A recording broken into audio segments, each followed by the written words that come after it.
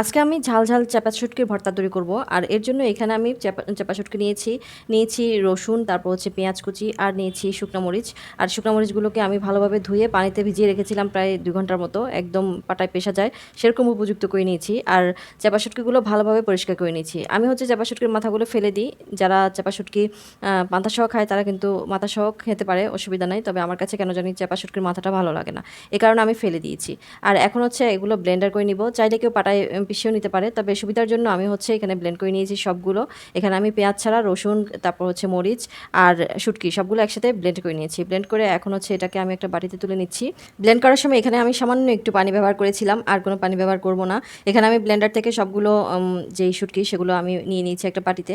আর হচ্ছে এখানে ব্লেন্ডারটা ধুয়েও আমি কিন্তু পানি ইউজ করি নিই। অনেকে হচ্ছে ব্লেন্ডারটা ধুয়েও পানি ইউজ করে, তবে আমি সেটা করি নিই। তবে চাইলে করা যায়, আমি একটু তাড়াতাড়ি করার জন্য এখানে কোনো পানি অ্যাড করি নিই। আর এদিক দিয়ে হচ্ছে আমি কিছু পেঁয়াজ কুচি বেশ খানিকটা তেলের মধ্যে দিয়েছি। এখানে প্রায় আমার 1 কাপ পরিমাণ পেঁয়াজ কুচি ছিল।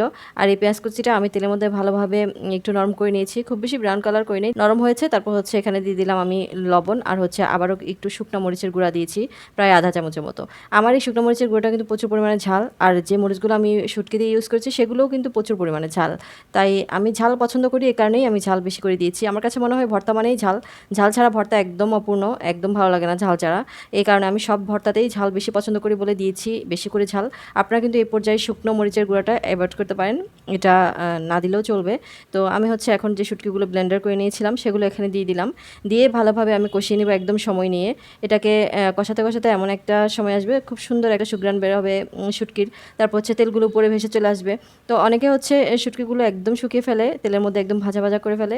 আর অনেকে হচ্ছে আবার যেই মাখা মশলা যেরকম হয়, মাংসের মশলা যেরকম আমরা কষানো হয়ে থাকে সেরকম আর কি করে, যেমনটা এখন এই পর্যায়ে আর কি, এখন যেই গুলো দেখতে পাচ্ছেন এই পর্যায়ে কিন্তু অনেকেই হচ্ছে রাখে। তবে আমি আরও একটু ভাজা ভাজা করে ফেলেছি, কারণ আমার কাছে ভাজা ভাজা ভর্তাটাই বেশি ভালো লাগে।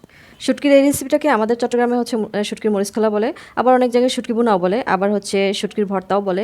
তো এই যেটাই বলেন না কেন এই রেসিপিটা কিন্তু দারুণ হয়, অনেক মজার হয় খেতে। আমার বাসায় যেদিন এই রান্নাটা হবে সেদিন কিন্তু পাতিলের ভাত একটাও থাকবে না, সব শেষ হয়ে যাবে। এত বেশি মজা করে খায় সবাই, খুব পছন্দ করে।